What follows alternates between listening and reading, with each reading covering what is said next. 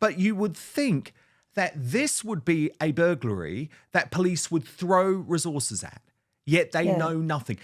My other question, Angela, is why on earth was this kept secret until the Sun broke the story? Because wouldn't the police want to release the information so that the public could potentially help find the culprits? Because someone is going to know, someone is going to be aware of this farm vehicle. I just feel like this whole thing, yet again, was brushed under the carpet.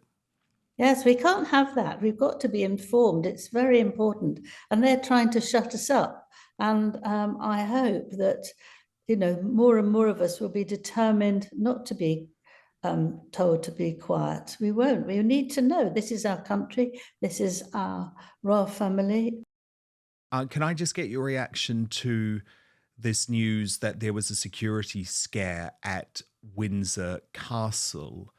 It's pretty Yes. bad, isn't it, that there seems to be a scaling back of armed police? I mean, why Well, on the earth would police that are be the all going case? around knocking on people's doors and telling them they mustn't put a tweet Yeah, up, or, exactly. or Exactly. actually Stop that and protect getting, our royal family, eh? yeah, I or a mean, 9-year-old girl who says someone smells fishy, and all the police are going to that. And you can see when there are events that there can be 6, 7, 8 policemen surrounding someone because they've got the flag that they. And they haven't got time to do that. So it's a terrible risk. It was mid October, and 2 burglars smashed down the security barrier and scaled Windsor Castle. I mean, the family, Catherine and William and the children, lived just less than 5 minutes away. So that should be actually right number one to make sure that they are safe. And I think particularly at the moment, because people are going mad, they're fighting and shouting and screaming and determination to kill us all unless we absolutely agree with everything they say and want, even though most of them don't actually understand what they're talking about, just use the words, but it is frightening. And I think they need to have proper look people who are there looking after them. So they came along at midnight apparently, and I don't think they've managed to catch them. They stole some motor material and stuff, but that's not the point. That is, it could have been very, very dangerous indeed.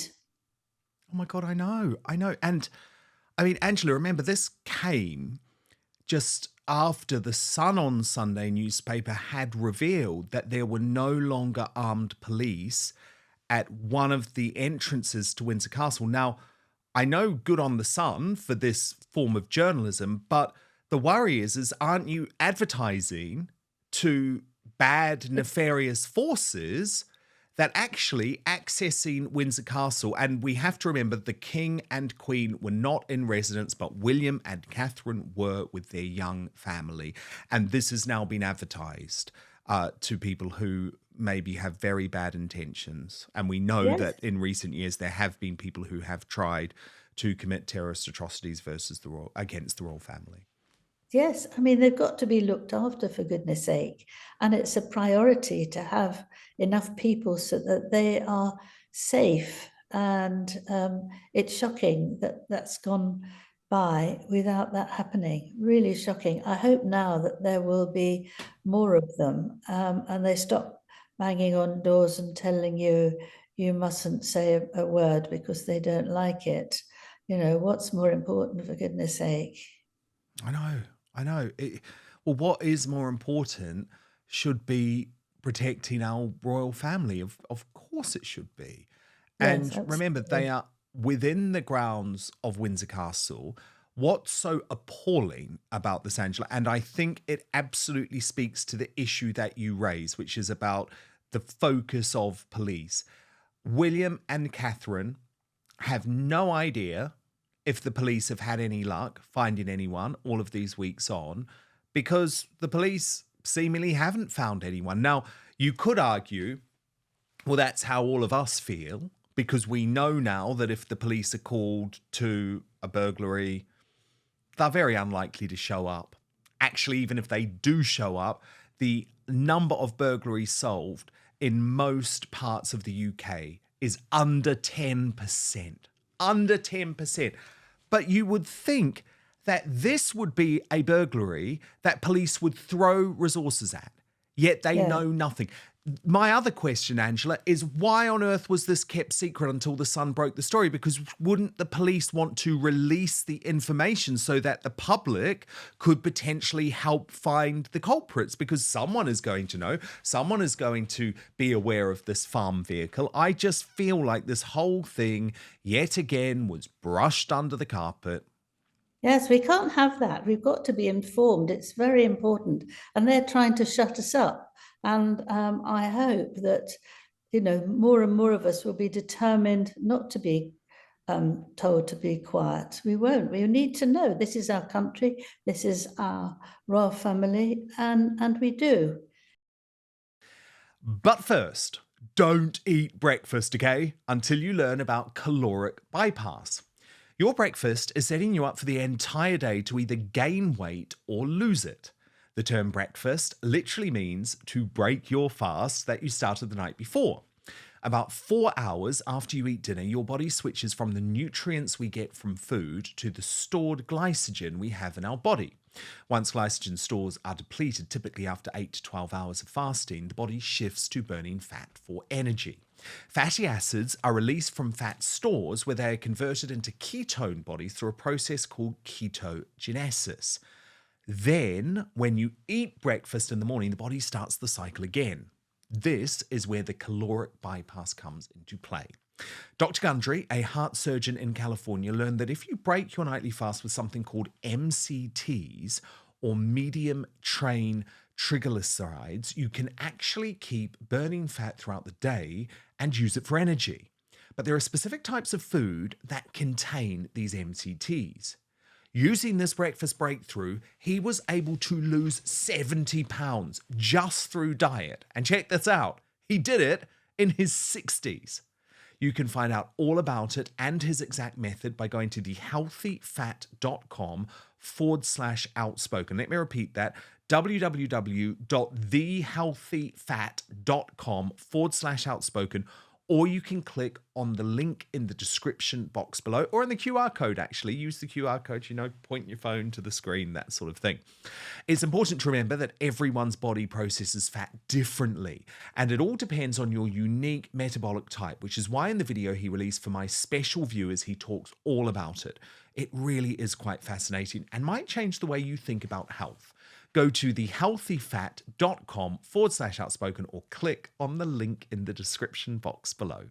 Can I just tell you something about Camilla, though, just before I go? Well, yes, actually, I was actually going to raise something about Camilla because Congratulations, Angela Levin. Your biography of Queen Camilla has been decided by Town and Country, very, very credible magazine, to be one of the best books to read about the king or the queen. Yeah, I'm thrilled to bits. I'm Such really good news. I love doing it, and I'm very grateful that people like it. Well, congratulations. But sorry, I interrupted you because you were going to say something about Camilla, but I had to mention that. Yeah, thank you. Very kind, very kind. Well, it's just that Camilla's dog, rescue dog, died, had a tumor that could move. And the little dog was called Beth. And Camilla adores dog, as Charles does too. And she was patron of the Battersea Home for Dogs and Cats for some years. And they were building an extra large place for dogs, which was very smart. I was there for it, and Camilla said, next time she's needing a holiday place, you'll go here. It was so smart, she said, but very full of jokes. But she decided that she would take along Beth, who King Charles has said is the funniest dog he's ever known. And she decided that if she wanted the dog to bring down the cover to the plaque, so she suggested that somebody got a sausage, and that was tied on to the end of the cord that was tied on to the cover of the plaque. She held him, and he just sort of tried to do that. He was delighted. She was delighted. She was trying to eat it and pull it and did absolutely right. Well, she got everybody there who were there to see this event laughing, and Camilla was roaring with laughter. It was so lovely to see her, and just so easily made happy by watching her beloved dog. And it was just a very nice thing. And she's been very sad. She's been very, very upset about it.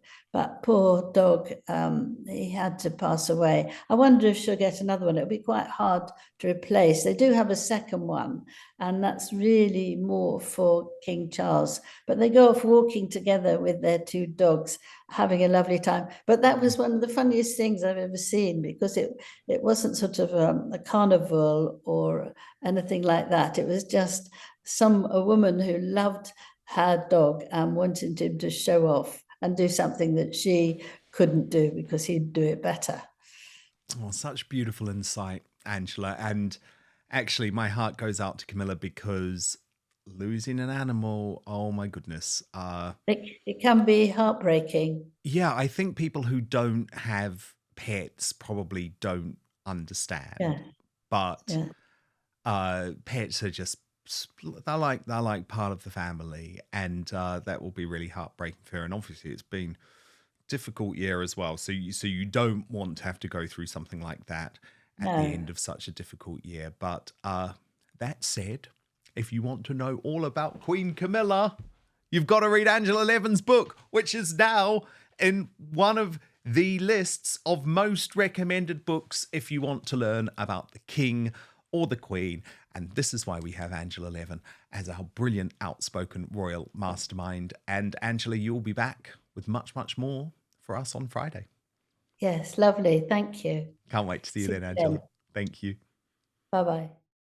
Thank you so much for watching Dan Wootton Outspoken. Please click on my face just to the bottom left to subscribe to this brand new independent news source, and turn on the notification bell so you'll be alerted to our brand new live shows, uncancelled interviews, and special royal episodes.